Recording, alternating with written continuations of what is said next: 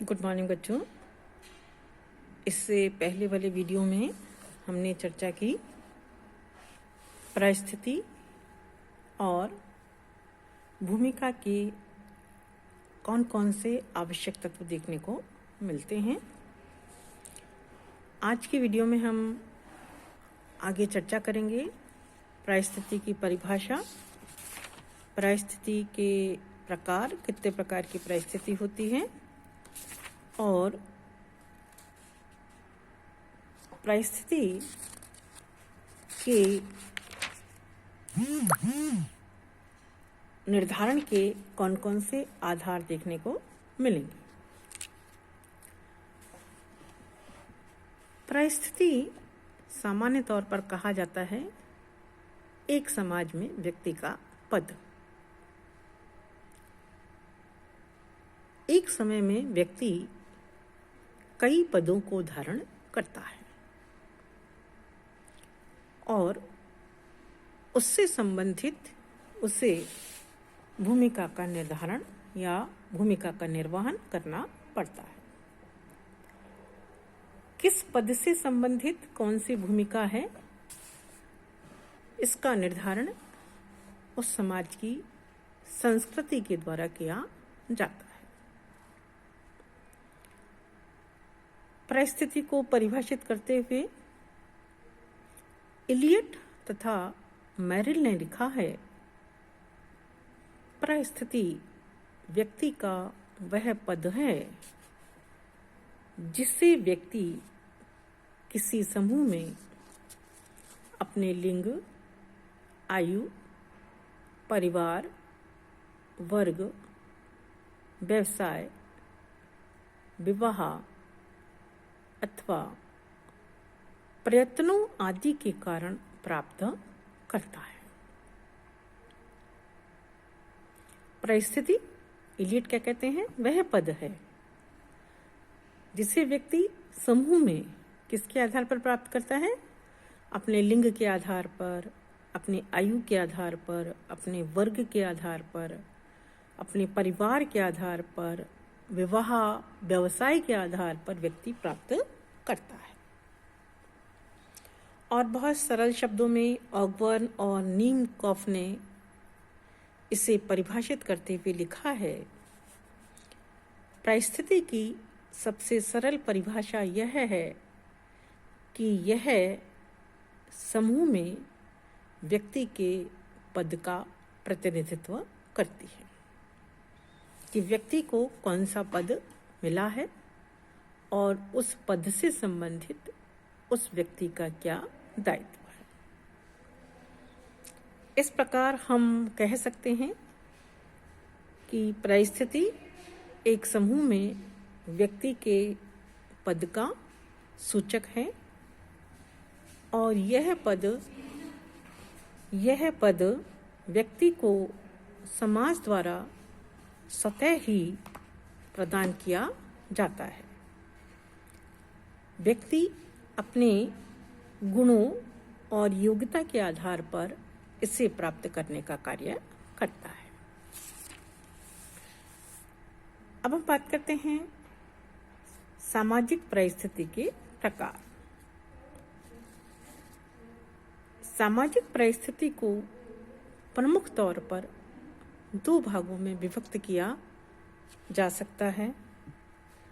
पहला है प्रदत्त परिस्थिति और दूसरा है अर्जित परिस्थिति। प्रदत्त परिस्थिति उस परिस्थिति को कहा जाता है जो व्यक्ति को जन्मजात तौर पर प्राप्त होती है,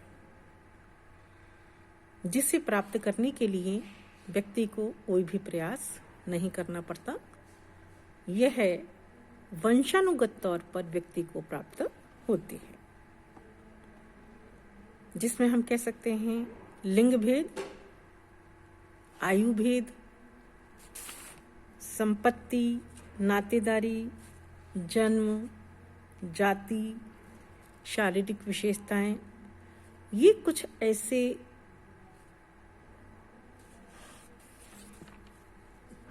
चीज हैं या ऐसे निर्धारण के आधार हैं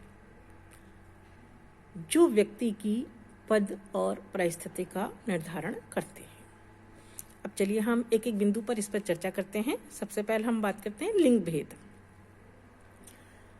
अगर हम लिंग की बात करते हैं तो लिंग के आधार पर समाज को दो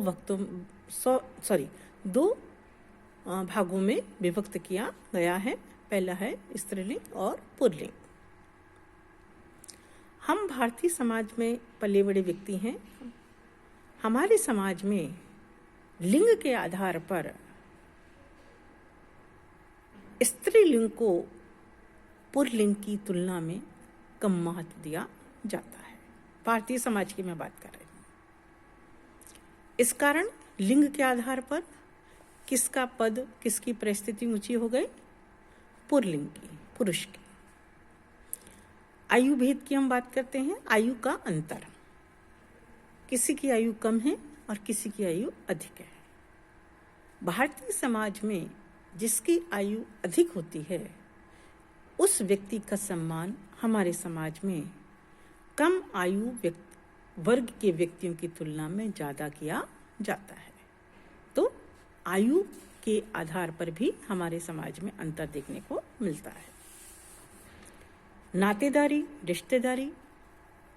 नातेदारी के आधार पर भी हम कह सकते हैं कि किसी का पद उच्च है और किसी का पद निम्न है।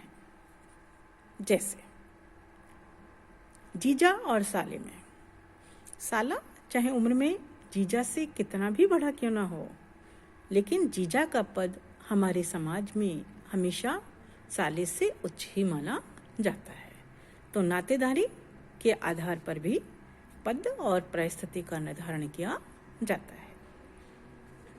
जन्म के आधार पर व्यक्ति ने जिस परिवार में जन्म लिया होता है उस के आधार पर भी व्यक्ति की परिस्थिति का निर्धारण किया जाता है। किसी बच्चे का जन्म राजघराने में हुआ है और किसी का एक श्रमिक परिवार में हुआ है। बच्चे दोनों बराबर हैं, लेकिन जन्म परिवार के आधार पर या जन्म के आधार पर उन दोनों बच्चों की परिस्थिति पद में अंतर देखने को मिलने लगता है। एक राजा का बच्चे का स्थान उच्च होता है, किसकी तुलना में? श्रमिक वर्ग के घर में जन्म लिए बच्चे की तुलना। अब अगर हम दोनों बच्चों की तुलना करें तो बच्चे दोनों समान हैं, बराबर हैं। लेकिन हमारे समाज ने यह निर्धारित कर दिया है कि जिस बच्चे ने राजा के घर में जन्म लिया है उसकी परिस्थिति उच्च है, किसकी तुलना में? श्रमिक घर में जन्म लेने वाले बच्चे की तुलना। इसी प्रकार शारीरिक विशेषता की हम बात करते हैं। शारीरिक विशेषता, किसी का रंग गोरा है, फीचर्स शार्प हैं, देखने में बहुत अच्छा लगता है। एक व्यक्ति लंगड़ा लूला है, काला है, छोटा है, मोटा है। तो दोनों व्यक्तियों की अगर हम तुलना करें तो उस व्यक्ति का स्थान उच्च माना जाता है जो देखने में सुंदर होता है। देखिए, ये कुछ ऐसे निर्धारण के आधार हैं जिसे प्राप्त करने के लिए व्यक्ति ने कोई भी अपना अलग से कोई प्रयास नहीं किया, लेकिन फिर भी दूसरे की तुलना में उसका स्थान उच्च माना जाता है।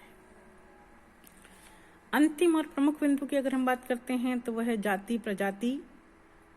हमने जिस जाति में जन्म लिया होता है, जाति के आधार पर भी हमारा समाज यह निर्धारित करता है कि कौन सा उच्च है और कौन सा निम्न है। उच्च जाति में जन्म लेने वाला व्यक्ति उच्च माना जाता है और निम्न जाति में जन्म लेने वाले व्यक्ति की स्थिति हमारे समाज में निम्न मानी जाती है। जैसे बार बार मैं आपको दोहरा रही हूँ कि आयु है, लिंग है, जाति है, जन्म है, शारीरिक विशेषताएं हैं। ये कुछ ऐसी विशेषताएं नहीं हैं जिससे प्राप्त करने के लिए व्यक्ति ने कुछ अपना अलग से प्रयास किया है ये इसको प्रदत्त तौर पर मिली हैं और उसके आधार पर ही समाज में इसका स्थान अन्य की तुलना में उच्च देखने को मिलता है। थैंक यू बेटा।